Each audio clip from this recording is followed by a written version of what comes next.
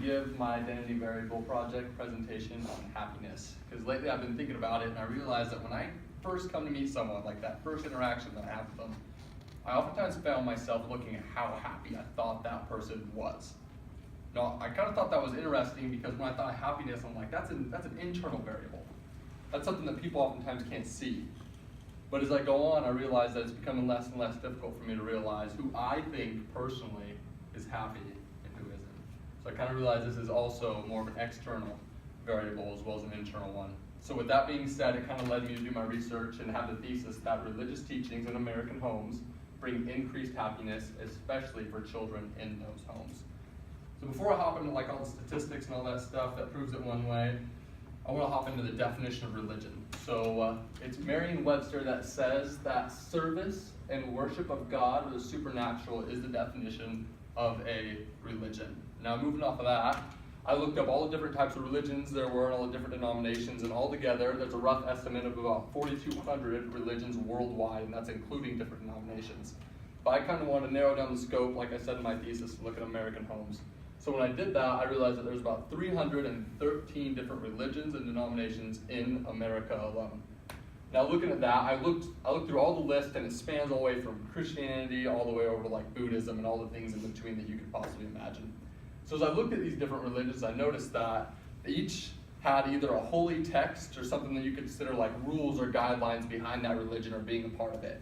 And a majority of them that I looked through had this consistent theme that they demanded civility, or in other words, some sort of like moral standards that you needed to abide by in order to be considered part of that religion in the realest sense possible. Now I found also that in a lot of those texts that accompany these religions, there's a promise that comes along with obeying the things that are taught in that religion. The promise is usually something like joy, happiness in this life and life to come. You guys have probably all heard that before. So that's kind of like the basis of what I'm working with here. So I looked at the General Social Survey. So this is the GSS. This is taken every single year. And keep in mind the two surveys that I'm looking at have nothing to do with one another. So they don't correlate one with another at all. I just thought it was interesting that these two happen in front of me. So the GSS says that the fastest growing religious category is no religion. And that's based off what they found from 1990 to 2012. And it jumped from 8% to 20%, which they said is actually one of the largest jumps in a certain religious category that there has ever been since they started taking the survey.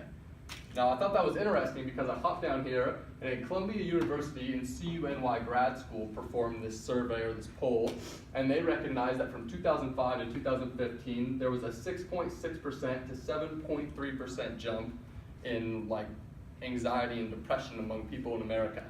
What I thought was even more interesting than that, and they found that in ages 12 to 17, the teen years, there was anxiety and depression increasing from about 8.7 to about 12.7%.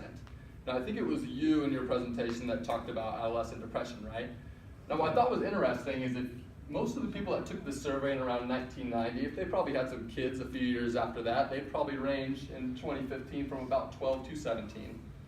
I thought it was interesting that maybe the choice of selecting no religion might have had an effect on their children in the future.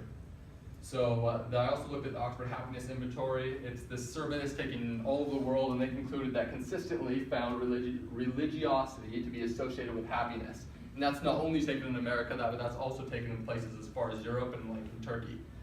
So there's all these, of course, there's all these surveys, things that you can look at that can prove one thing one way or one thing another, and you'll never come to a solid conclusion. Everyone will always have their opinions, right? Because we're different and we're imperfect.